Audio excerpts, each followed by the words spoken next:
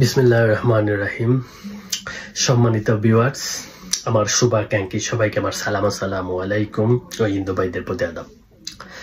আমি এই কান্তি লগ্নে দৈর্ঘ্য চিন্তা ভাবনার পরে আপনাদের সামনে উপস্থিত হয়েছি সুন্দর একটি উপস্থাপনা নিয়ে। আপনারা জানেন আমাদের দেশনেত্রী বেগম খালেদা জিয়া আপসহীন নেত্রী, যিনি কখনো আপোষ করেননি, কোনো অবস্থাতেই উনার অবস্থান থেকে সরে দাঁড়াননি, দেশের অকল্যাণে কোনো বড় ভূমিকা রাখেননি। অলওয়েজ দেশের পূর্ণ এবং দেশ পূর্ণভাবে গঠন করা, দেশের পূর্ণতায় দেশকে সুন্দর সার্বভৌমত্ব দেশ উপহার দেওয়ার জন্য দেশের জন্য কাজ করেছেন। তিনি হলেন আমাদের আপসহীন নেত্রী বেগম খালেদা জিয়া। আমি শুরুটা করিব যখন এরশাদ শাসনামলে সামরিক শাসনের বিরুদ্ধে যখন আন্দোলন শুরু হয়েছিল, তিনি ছিলেন আপসহীন নেত্রী, ছিলেন বিধবা। রাজনীতির পোকা তার মাথায় তখনও কিন্তু বাসা বাঁধেনি।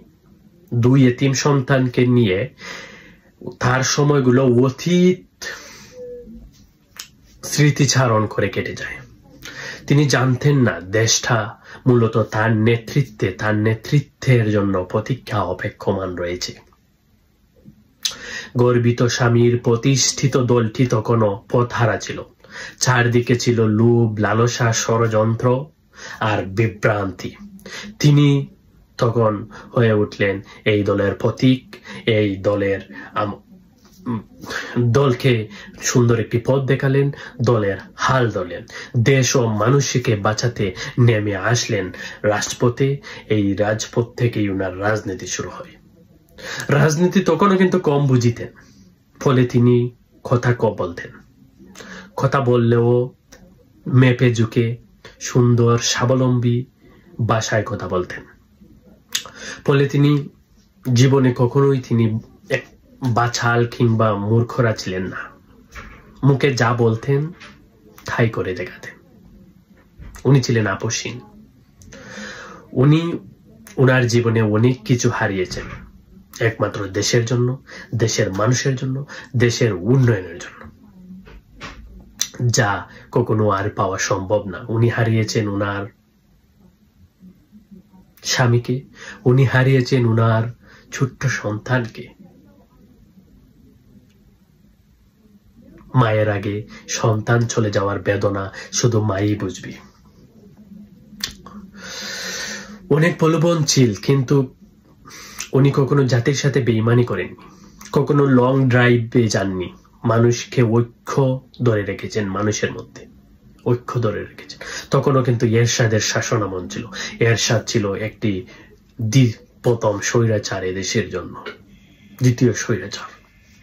এই এরশাদের পতনের জন্য যখন রাজপথে আন্দোলনের ডাক দেন, তখন এরশাদের পতন ঘটিয়ে উনি রাজপথ থেকে উঠেন, হয়ে উঠেছেন আপসহীন নেত্রী খালেদা জিয়া। দেশ বিদেশে তার আকাশ ছোঁয়া সফলতা, আকাশ ছোঁয়া ইমেজ তৈরি হয়েছিল। তখন তরুণ পুত্রের মৃতদেহের পাশে বসে অজুরে কেঁদেছেন তিনি যে আমাদের বেগম খালেদা জিয়া। স্মৃতি বিজারিত এবং হাজারো স্পর্শকাতর এই বাড়ি থেকে বিতাড়িত হয়েছেন, উৎখাত হয়েছেন। বড় সন্তানের মায়া মমতা থেকে নিজেকে কঠিনভাবে দূরে রেখেছেন অনিবার্য কারণে।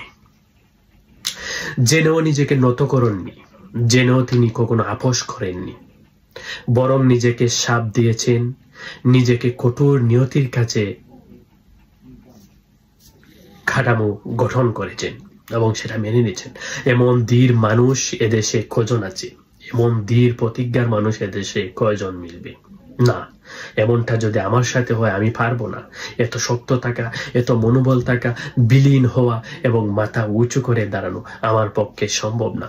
এত স্পর্ধা দেখানো কোনোটাই সম্ভব না, সেফ অসম্ভব আমার পক্ষে দাঁড়ানো। সেই সাথে আমি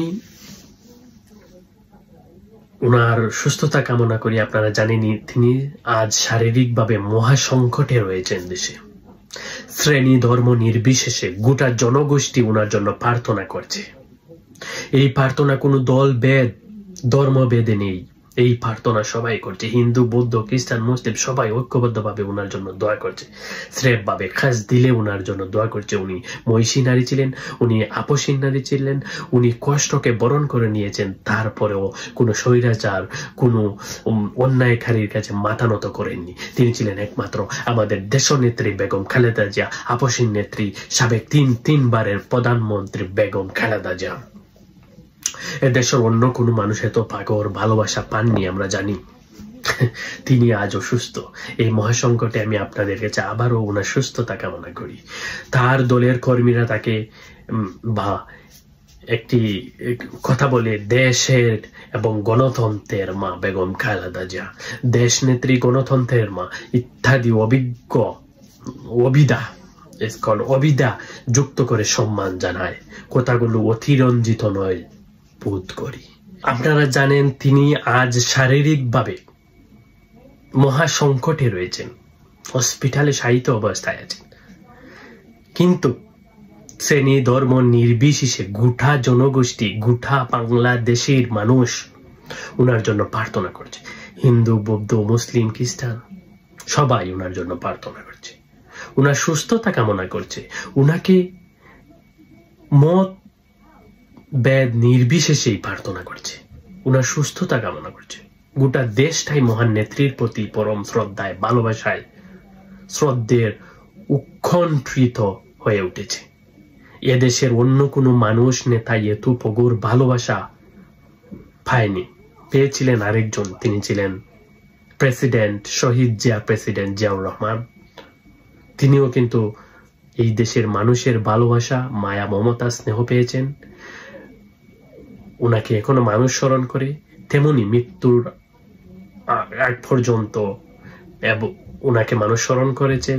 এখনো মৃত হয়েও উনি অমর হয়ে রয়েছেন আমাদের মাঝে। তিনি শহীদ প্রেসিডেন্ট জিয়াউর রহমান।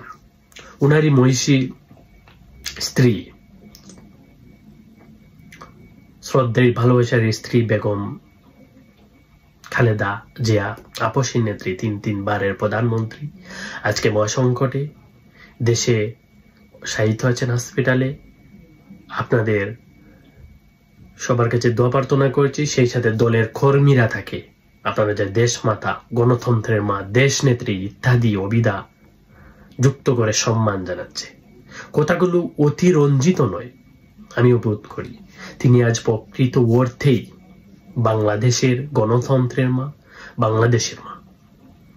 উনার জন্য আপনারা সবাই মন থেকে দোয়া করবেন, উনার সুস্থতা কামনা করবেন, সেই সাথে আপনারাও সুস্থ থাকবেন, আমাদের জন্য দোয়া করবেন। ভালো থাকেন, সুস্থ থাকেন। আসসালামু আলাইকুম।